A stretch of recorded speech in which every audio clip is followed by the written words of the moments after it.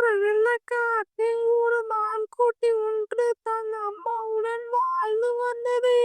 அந்த மான்குட்டியும் மிக பயந்த சுபாவம் கொண்டது. சின்ன ஒரு சத்தம் கேட்டாலும் ஒளிந்து கொள்ளும் பழக்கப்பட்டது. மான் உணவு தேடி தூரம் சென்றது. அப்பொழுது காட்டில் திடீரென்று பெரிய சத்தம் கேட்டது. நான் குட்டியோ பயந்து ஓட நினைத்தது.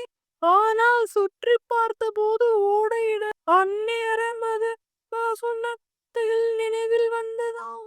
பயம் வந்தால் நிதானமாக யோசிக்க வேண்டுமாம். மான் குட்டியோ அமைதியாக நின்று கவனித்தது. அது வேட்டை விலங்கல்ல, மரம் விழுந்த சத்தம் என்று புரிந்தது. கொஞ்ச நேரத்தில் அம்மா மான் வந்தது. மான் குட்டியோ நடந்ததை அம்மாவிடம் சொன்னது.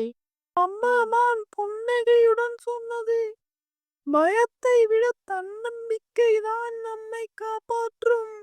அந்த நாளிலிருந்து மான் குட்டி பயப்படாமல் நிதானமாக யோசிக்க கற்றுக்கொண்டது.